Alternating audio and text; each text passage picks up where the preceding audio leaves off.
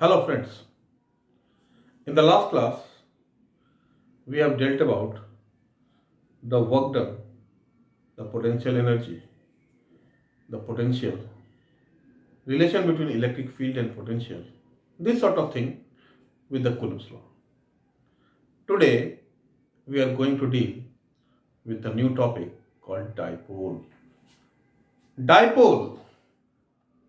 Di means two, pole means extremes. The function arising due to the two extremes that has to be taken care of. Now, what is dipole?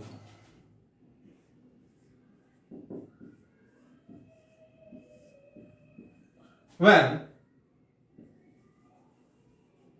two equal and opposite charges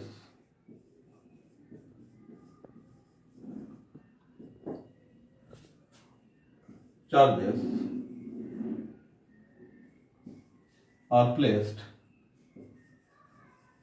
near to each other,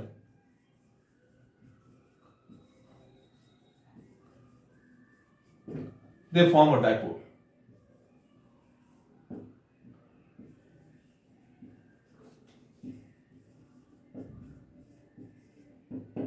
That has to be taken care of. The important word is equal and opposite charges. It's the most important word. Fine. Equal and opposite charges. When two equal and opposite charges are placed near to each other, they form a dipole.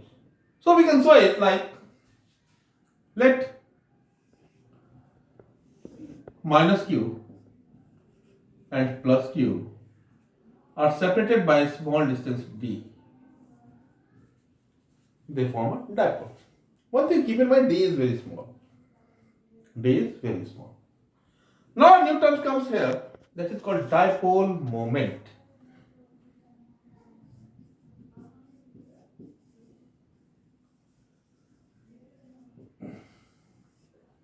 Denoted by P. P is given by Q D. D is the vector quantity and is the distance between the minus and plus charges of the dipole. So since it is a vector quantity, it must be requiring some sort of direction. तो इसका direction किधर होगा? We consider the direction of the axis is from negative charge to the positive charge. So axis of the dipole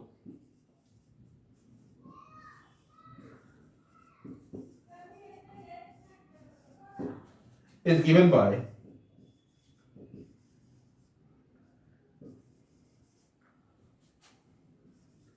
the line joining negative and positive charges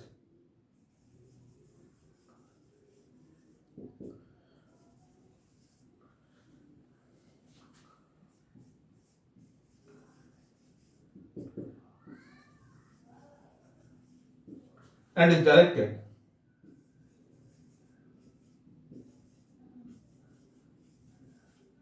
from negative to positive charge.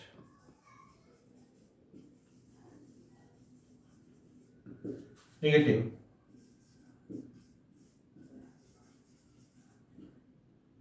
positive charge. This has to be taken care of. Fine. This dipole moment is a vector quantity and we will have to play with it. इसके साथ हम लोग थोड़ा सा काम करेंगे और देखते हैं कैसे हम लोग डायपोल मोमेंट निकालते हैं. Fine.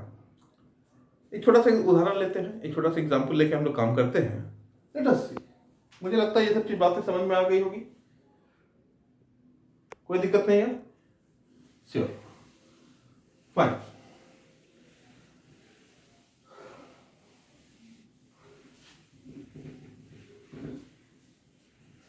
Now let's take one example. Two dipoles. Example.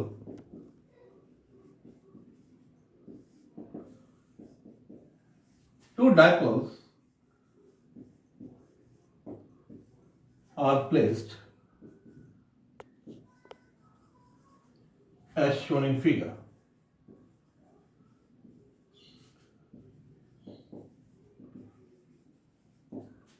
Find the resultant dipole.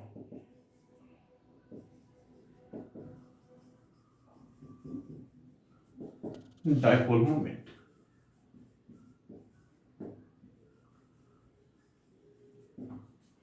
So what we can do? We have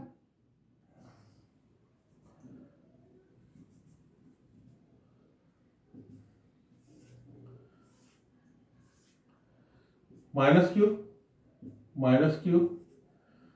plus 2q. A. We are required to find the resultant dipole moment of this combination. तो resultant dipole moment निकालने के लिए हम लोगों को इनका vector addition करना होगा और कुछ नहीं करना है. Let us suppose this is P1 and this is P2. ये इक्विलैटरल ट्रायंगल है, तीनों साइड A है. This angle is 60 degree. So this is vertically opposite angle. This is 60 degree. हम लोग को इन्हीं दोनों वेक्टर को एडिशन करके रिजल्टेंट निकालना है. अगर हमको रिजल्टेंट निकालना है तो वी कैन राइट लाइक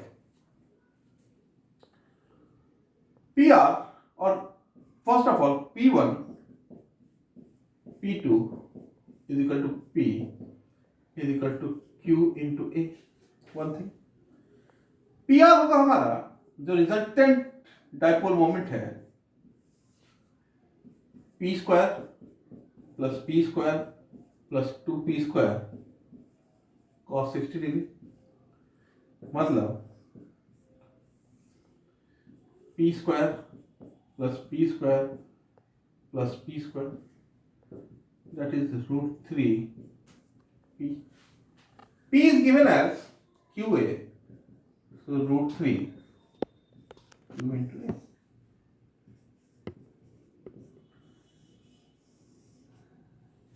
है ना? इस चीज का सदा ध्यान रखिएगा. This is √3 Q. इस तरह से हम लोग देखते हैं कि डाइपोल मोमेंट अगर हमको पता है तो we can just find the resultant of two dipole moments. और why to go for the three dipole moments or whatsoever?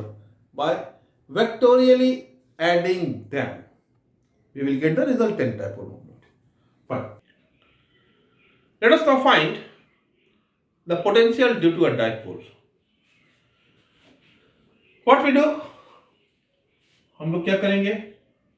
एक डाइपोल लेंगे, ये हो गया -q, ये +q, दोनों बीच का डिस्टेंस लेंगे d. ये इसका सेंटर ऑफ द डाइपोल है. हमारा ये हो गया d/2, ये हो गया d/2. मान लो इसको a, इसको b. यहां तो कोई दिक्कत नहीं, सिंपल वही काम कर रहे हैं. We are required to find the potential at point P, which is at a distance r from O. It makes an angle theta with the axis of the dipole. अब देखिए, ये r जो है हमको पता है, और we are considering r greater than d. We can neglect d in comparison to r, and we will do that somewhere later. यहां पे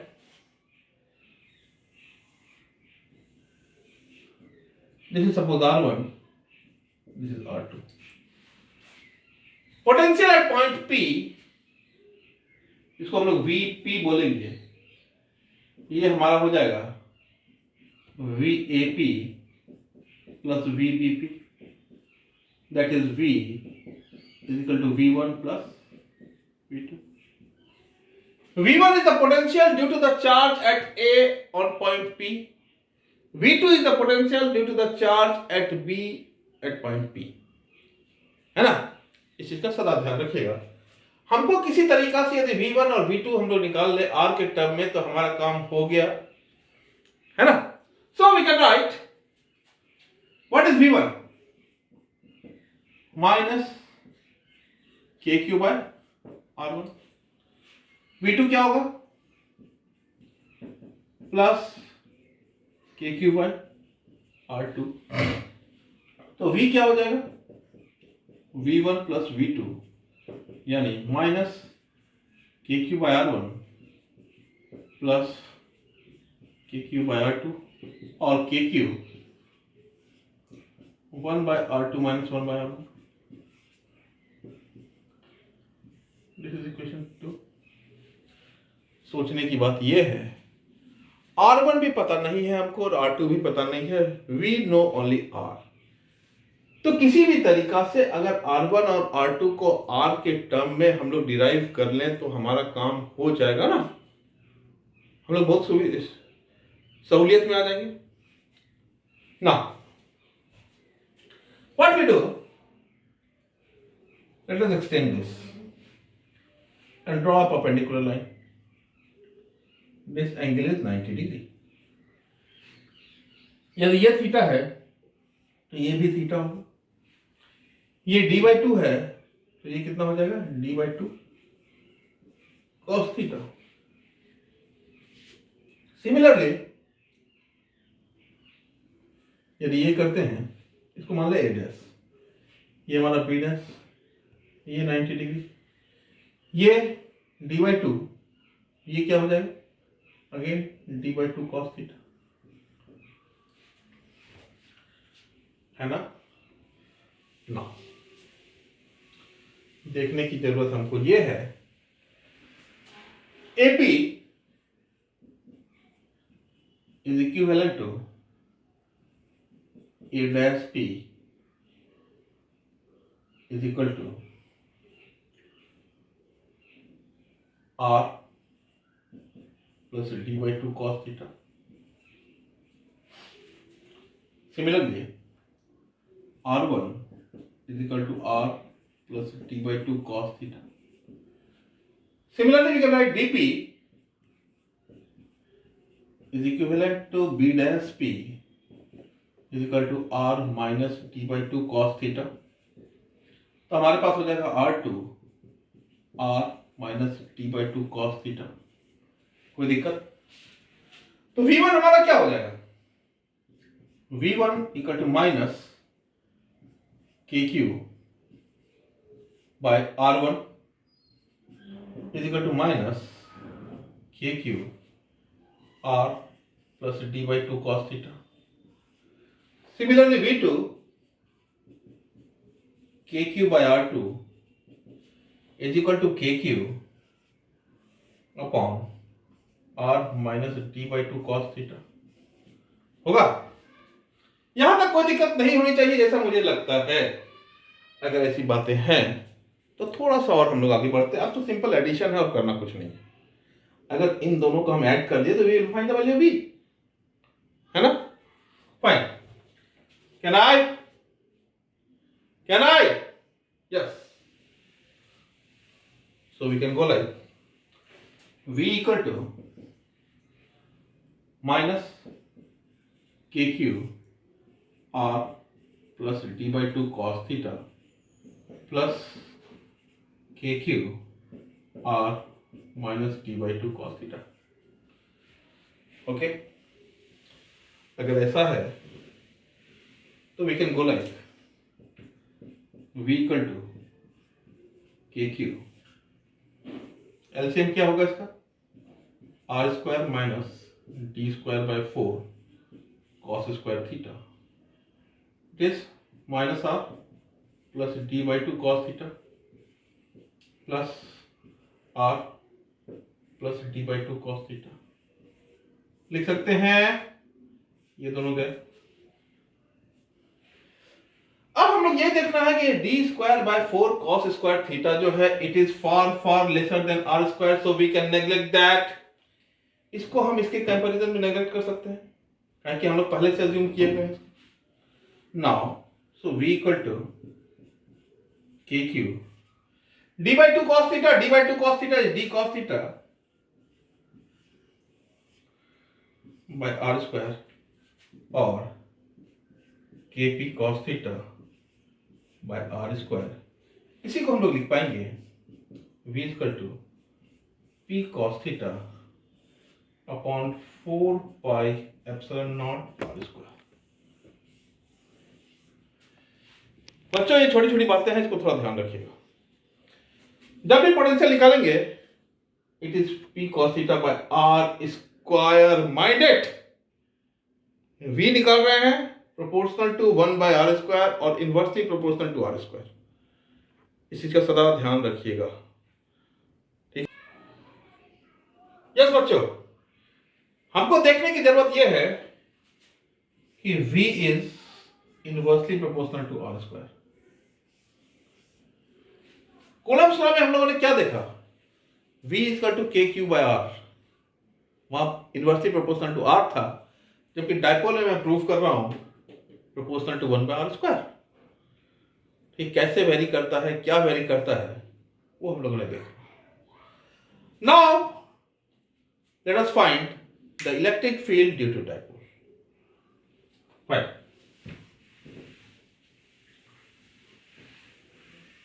यहां तक कोई दिक्कत है क्या?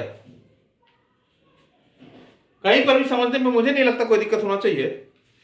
कोई दिक्कत है तो आप सीधा कमेंट में लिख सकते हैं, कोई दिक्कत नहीं है। You will get the reply very soon. Fine,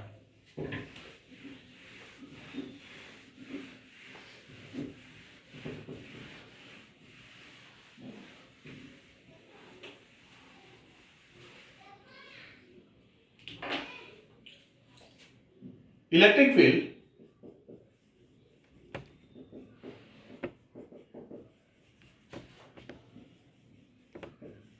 due to dipole.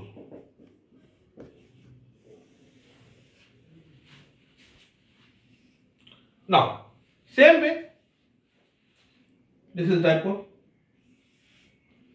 minus q plus q.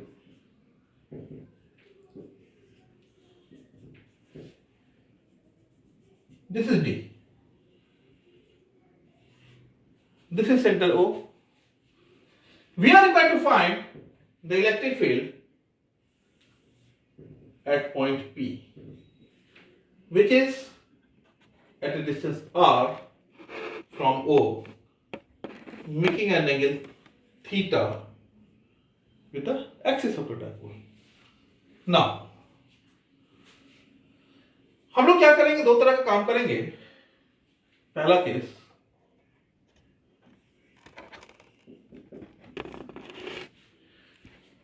theta is fixed, theta is constant,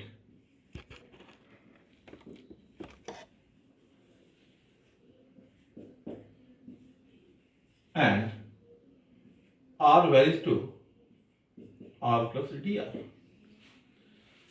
हम लोग इस p को छोटा सा स्मॉल इंक्रीमेंट देंगे p डैश, जो dr है, and this will be called as er। This is called the radial direction. Field along, electric field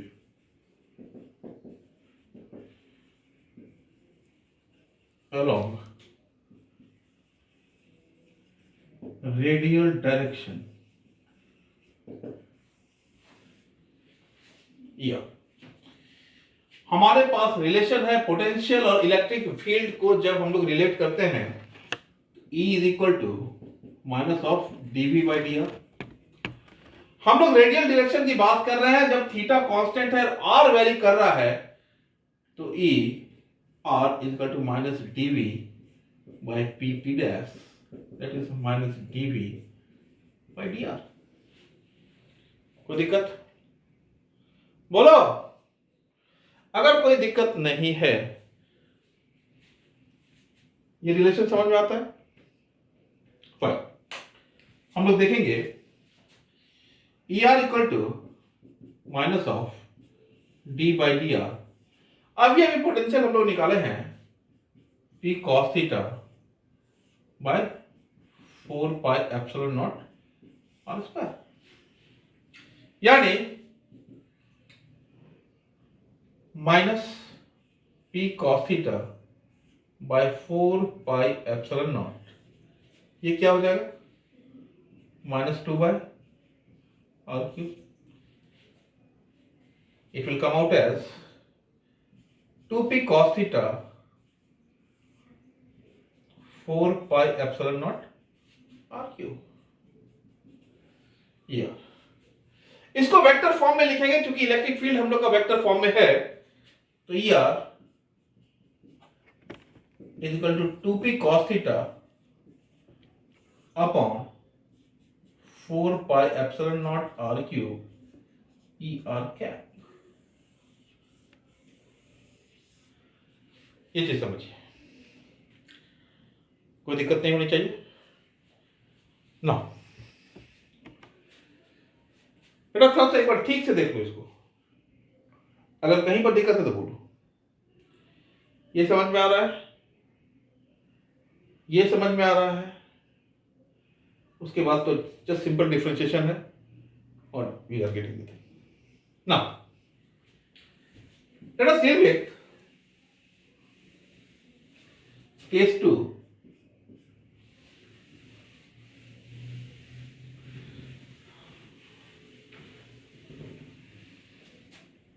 R is constant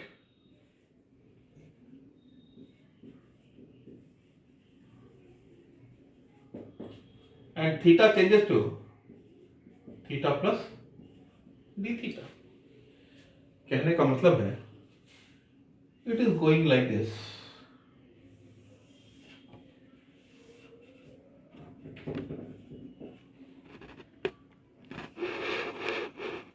P double dash. This is r d theta, है ना. वही करेंगे, इसको बोलेंगे हम लोग transverse direction of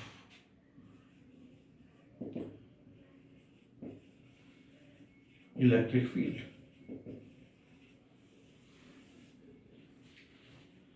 transverse direction of electric field हम लोग लिखेंगे E theta is equal to minus DV by P P double dash. ये देखो पी पी डबल डैश हम लोग लिखेंगे minus of DV by R D theta. हम लोग लिखेंगे minus D upon D theta, R D theta. V क्या है, P cos theta 4 pi epsilon not R square. अब ये भी निकालें हम लोग, just go it, we can find E theta minus P upon 4 pi epsilon not R square. It is, oh sorry, r square r cube. It is d upon d theta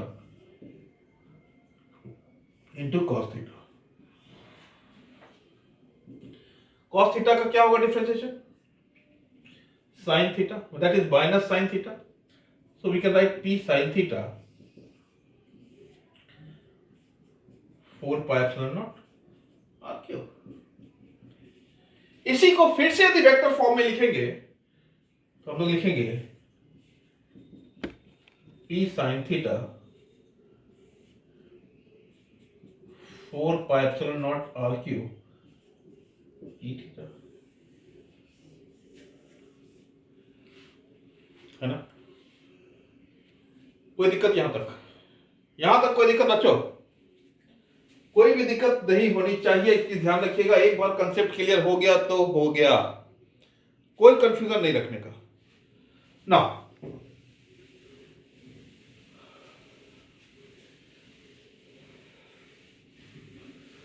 हम लोग को निकालना है net electric field.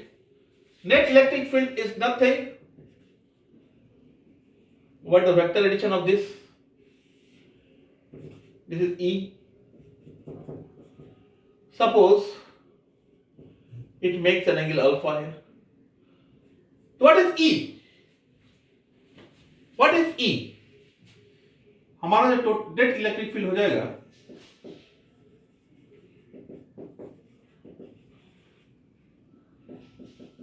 E is equal to ER cap plus E theta cap। हमारा हो जाएगा E is equal to 2p cos theta by 4 pi epsilon naught R cube ER cap plus p sin theta 4 pi epsilon naught R cube E theta। Fine. This is the net electric field। बेटा जितना box बना रहे हैं वो सारे आपके दिमाग के बॉक्स में चला जाना चाहिए, ध्यान रहे चीज का, उसमें कोई गड़बड़ी कभी नहीं होनी चाहिए, कभी गलती नहीं होगी, ये बात जान लीजिए, कभी भी गलती नहीं होगी। एक बार अगर समझ गए तो हमको निकाला है मैग्नीट्यूड ऑफ ई क्या हो जाएगा? Under root of E R square plus E theta square. हमारा हो जाएगा under root of 2p cos theta 4 pi epsilon naught R cube whole square plus p sin theta 4 pi epsilon naught R cube whole square. होगा क्या? अगर ऐसा होता है तो हम लोग लिख पाएंगे p upon 4 pi epsilon naught R cube under root 4 cos square theta plus sine square theta और p upon 4 pi epsilon naught R cube under root 3 cos square theta plus 1।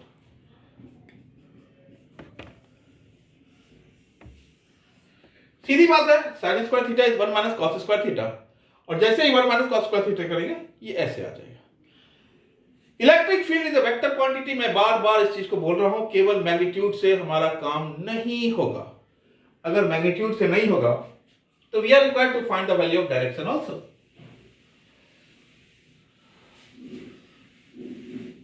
What is alpha? If suppose this electric field makes an angle alpha with ER, this electric field makes an angle alpha with ER, तो tan alpha क्या हो जाएगा हमारा? tan alpha equal to ER by theta, sorry E theta by ER। What is E theta? P sin theta 4 pi epsilon naught R cube 2p cos theta 4 pi epsilon naught R cube।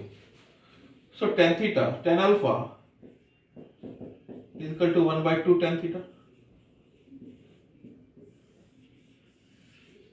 बाबू ये बहुत ही important equation है, 2-3 बार IIT में आया हुआ है, ध्यान रहे चीज का। डायरेक्ट न्यूमेरिकल ऑन दिस,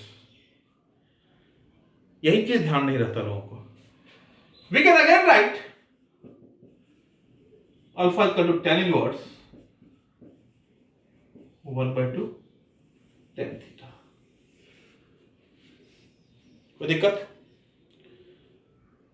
हम लोग यहां नहीं रुकेंगे, हमको पता है दिक्कत तो रहती ही है, दिमाग में सेटल करने में हर जगह दिक्कत रहता है। हम लोग यहां सेटल करने का कोशिश करेंगे, इसीलिए late us deal in a different way.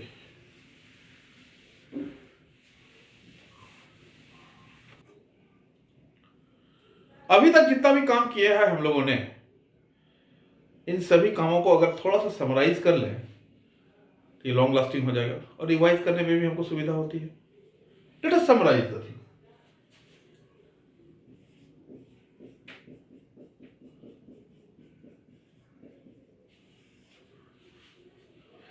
V equal to P p cos theta 4 pi epsilon naught r square. दूसरा E r equal to p sin theta sorry 2p cos theta 4 pi epsilon naught r cube E r। E theta equal to p sin theta 4 pi epsilon naught r cube E theta। E equal to under root of E r square plus E theta square, that is E equal to p upon 4 pi epsilon naught r cube under root of 3 cos square theta plus 1।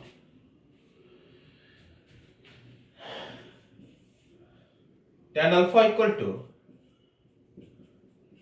1 by 2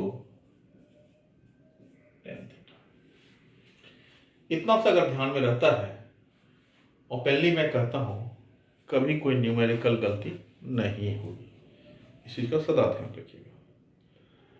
अब थोड़ा सा और मैं करूंगा, मैं आपको ये बताना चाहूंगा 2 स्पेशल केसेस यहीं से करेंगे। इसी को मैं यहां पर स्पेशल कर लेता हूं, ये आपको हेल्प करेगा। Special cases,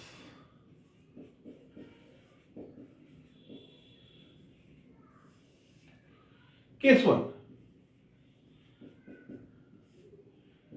theta equal to 0 degree. अगर थीटा 0 डिग्री है, इसको बोलेंगे end on position.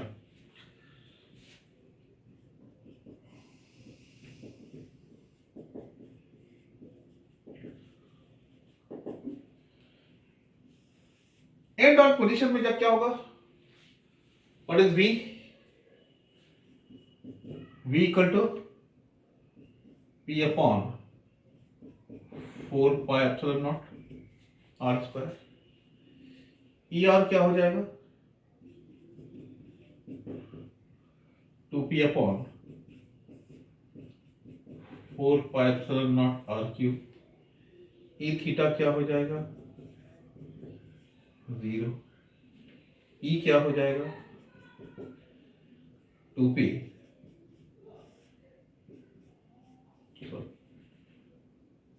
4 pi epsilon not r alpha in 0।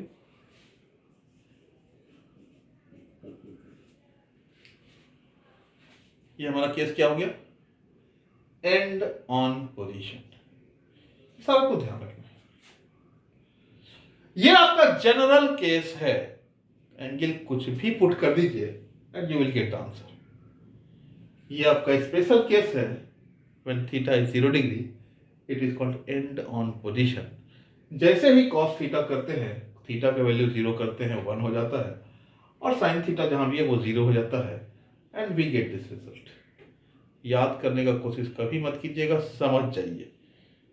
दिमाग में यदि सेटल हो गया, कभी लाइफ लॉन्ग कभी गलती नहीं होगी। केस 2,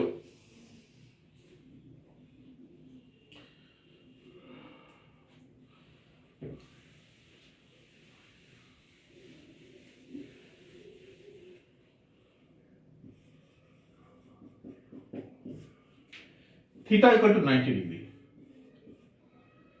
इसको बोलेंगे broad side on position.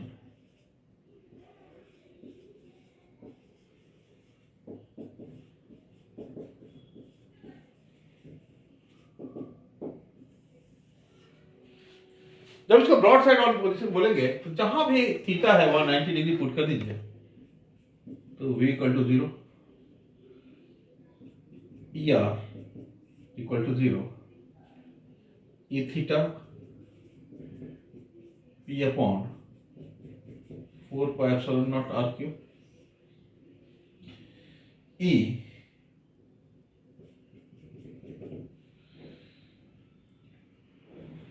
P upon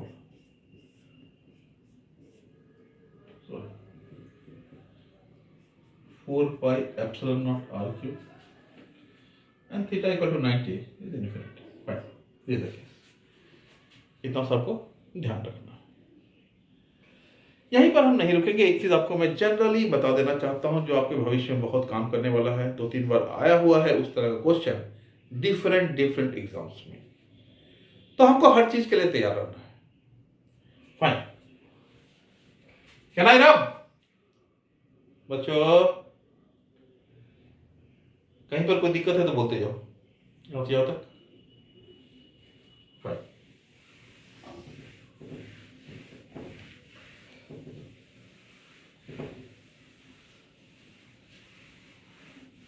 अब मुझे ये बता दो, एक छोटा सा टेबल बनाएंगे और एक बना के ये वाला लेक्चर को मैं कंक्लूड करूंगा। ध्यान दे इस चीज का। Number of charges,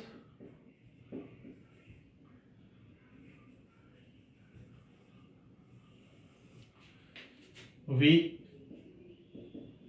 as a function of R, E as a function of R.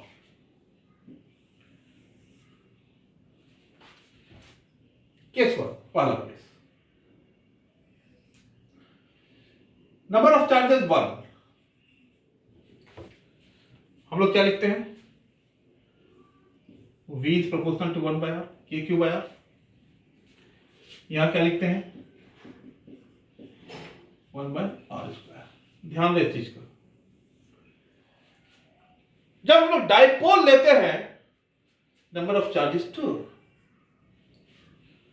जब हम लोग डाइपोल लेते हैं, नंबर ऑफ चार्जेस 2। अभी V आया है, क्या आया है? R square. E क्या आया है? R cube.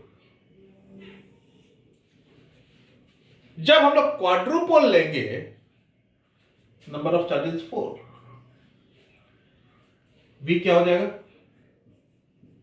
1 by r to the power 4। E क्या हो जाएगा? r to the power 4। जब हम लोग 8 लेंगे, इसको ऑक्टोपोल बोलेंगे, तो V क्या हो जाएगा? E क्या हो जाएगा?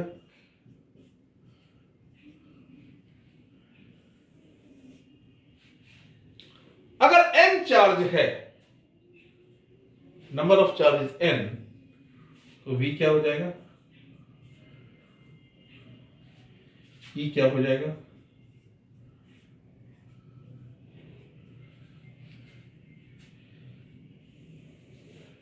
इस चीज का सदा ध्यान रखिए। कांस्टेंट्स कैन वेरी, कांस्टेंट का एकदम ध्यान नहीं करना। ये क्वेश्चन आया हुआ है IIT में, मेंस लेवल पे क्वेश्चन आया हुआ है। अब हमको ये बताइए, अगर हमको नंबर ऑफ चार्जेस पता है, वहां क्लियर लिखा हुआ है, डाइपोल लिखा हुआ है या फिर क्वाड्रुपोल लिखा हुआ है या ऑक्टोपोल लिखा हुआ है, इसमें कितना नंबर ऑफ चार्जेस होता है ये ठीक ठीक पता है आपको। हमको केवल R का वेरिएशन देखना है, कांस्टेंट चाहे जो भी हो उससे कोई लेना देना नहीं है। ये चीज यहां तक हमको नहीं लगता कि कोई दिक्कत है आप लोगों को। अगर कोई दिक्कत होती है तो एकदम से कमेंट में लिखने में मत डरिए। आपको मैं इतना हैवी मटेरियल दे दूंगा कि कहीं से कोई क्या पूछेगा देख लो, कुछ भी पूछ लो, we are ready, you can ask anything, we are ready. Thank you very much. In the next lecture, we'll be placing the dipole in uniform electric field, और उसके बाद उस पर कितना टॉर्क लगता है, क्या लगता है, वो हम लोग देखेंगे। उसका पोटेंशियल एनर्जी देखेंगे। हम लोग प्लेस करेंगे इसको नॉन यूनिफॉर्म इलेक्ट्रिक फील्ड में भी, और उसके बाद उसमें देखेंगे क्या अंतर होता है, ट्रांसलेशनल एनर्जी कितना लगता है, रोटेशनल मोशन कैसे होता है, क्या होता है, वो सारा कुछ देखेंगे हम लोग इन द नेक्स्ट लेक्चर। यहां तक कोई दिक्कत नहीं है? Thank you very much.